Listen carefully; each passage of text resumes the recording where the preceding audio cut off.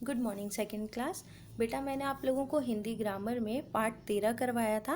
वाक्यांश के लिए एक शब्द, जिसे हम लोग इंग्लिश में कहते हैं वन वर्ड सब्स्टिट्यूशन। ये मैंने आप लोगों को चैप्टर लाइव क्लास में भी पढ़ा दिया था। एक बार फिर हम इस चैप्टर को पढ़ेंगे और उसके बाद मैं आपको बता दूंगी कि आप लोगों को नोटबुक में एज अ होमवर्क क्या करना है। तो देखो, वाक्यांश के लिए एक शब्द के प्रयोग से व्यक्ति कम शब्दों में अपनी बात कह पाता है। जैसे राघव बहुत परिश्रम करता है। राघव परिश्रमी है। तो देखो, वाक्यांश के लिए एक शब्द जो होता है, इसका उपयोग हम क्यों करते हैं? इसका उपयोग हम इसलिए करते हैं ताकि हम हमारी बड़ी बात को छोटी बात में समझा सकें। ठीक है, एक बड़े सेंटेंस को हम छोटे सेंटेंस को में बनाकर बता सकें। जैसे कि देखो, अगर मुझे कहना होता राघव बहुत परिश्रम करता है, तो ये एक बड़ा सेंटेंस हो गया। इसकी जगह मैं छोटे में क्या कह सकती हूँ कि राघव परिश्रमी है। तो ये परिश्रमी वर्ड का इस्तेमाल मैंने किसकी जगह पर किया? बहुत परिश्रम के जगह किया, है ना। तो इसे ही कहते हैं वाक्यांश के लिए एक शब्द। ये देखो, मैंने एक शब्द में बता दिया इसको। ठीक है, वैसे ही देखो, जो परिश्रम करने वाला होता है उसे हम क्या कहते हैं? परिश्रमी। तो ये वाक्यांश था परिश्रम करने वाला, और मैंने उसको एक शब्द में बता दिया कि वो क्या कहलाएगा? परिश्रमी। वैसे ही यहाँ देखो, यहाँ मैं कहूँ शेर मांस खाता है, इसकी जगह मैं क्या कह सकती हूँ कि शेर मांसाहारी है ना। तो यानी कि मांस खाने वाला ये वाक्यांश है, और जो मांस खाता है उसे हम क्या कहते हैं? मांसाहारी कहते हैं। तो ये एक शब्द है। तो वाक्यांश को मैंने किस में बदल दिया? एक शब्द में बदल दिया, यानी एक बड़े सेंटेंस को मैंने एक वर्ड में बदल दिया। इसे हम क्या कहते हैं? वाक्यांश के लिए एक शब्द कहते हैं। बच्चों, ऊपर दिए गए उदाहरणों में वाक्यांश के लिए एक शब्द का प्रयोग करने से वाक्य छोटे व प्रभावशाली बन गए हैं, है ना। जब हम लोग वाक्यांश के लिए एक शब्द का प्रयोग करते हैं तो क्या होता है? हमारे जो वाक्य होते हैं, उसकी जगह जो हम जो शब्द लेते हैं वो प्रभावशाली होता है ना। वो ज़्यादा सही लगता है, ना कि इतना बड़ा सेंटेंस। इनके प्रयोग से भाषा सरल व प्रभावशाली बन जाती है।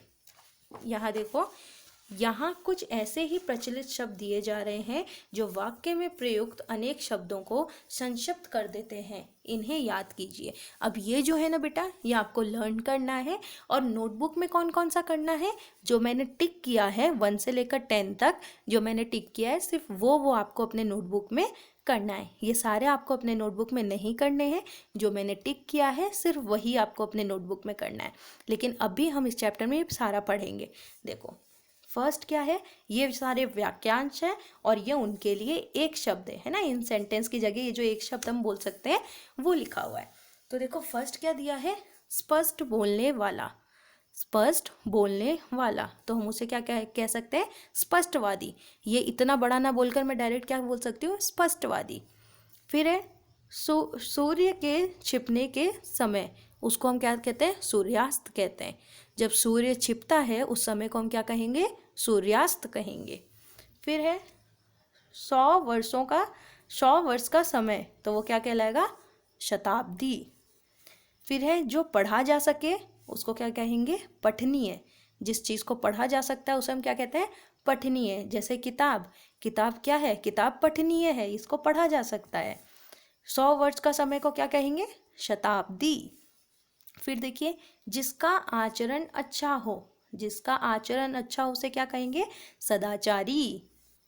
फिर है जिसके पास बहुत धन हो, तो उसको क्या कहेंगे? धनवान। फिर है गाने वाला, तो जो गाने वाला उसे हम क्या कहते हैं? गायक। तो हमने लिखा है यहाँ पर गायक। पढ़ने वाला क्या कहलाएगा? पाठक। पढ़ने वाला क्या कहलाता है? पाठक। जैसे कि आप भी क्या हो? पाठक हो। दान देने वाला दानी, जो दान देता है उसे हम क्या कहते हैं? दानी कहते हैं। फिर है उपकार करने वाला, उपकार करने वाला क्या कहलाता है? उपकारी। जो मांस खाता हो वो क्या कहलाएगा? मांसाहारी। जो देखने योग्य हो उसे कहेंगे दर्शनीय। जीवन भर का यानी कि आजीवन। जिसका आकार हो उसे हम कहेंगे साकार। दूसरों से जलने वाला, उसको हम कहेंगे ईर्ष्यालु। जिसका आकार ना हो उसे हम कहेंगे निराकार। देखो, जिसका आकार हो उसे हम कहते हैं साकार, और जिसका आकार ना हो उसको हम कहते हैं निराकार। फिर है जो कभी ना मरे, तो जो कभी नहीं मरता उसे हम क्या कहते हैं? अमर कहते हैं।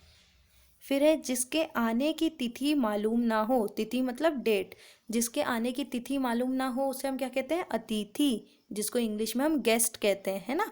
तो जिसके आने की तिथि मालूम ना हो उन्हें हम कहते हैं अतिथि।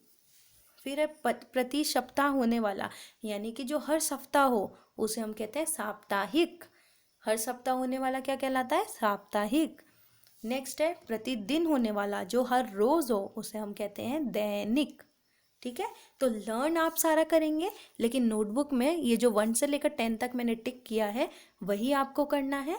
तो ये चैप्टर हमारा कंप्लीट हो गया बेटा, इसमें कोई एक्सरसाइज नहीं है, आपको बस जो मैंने बोला है यही आपको करना है।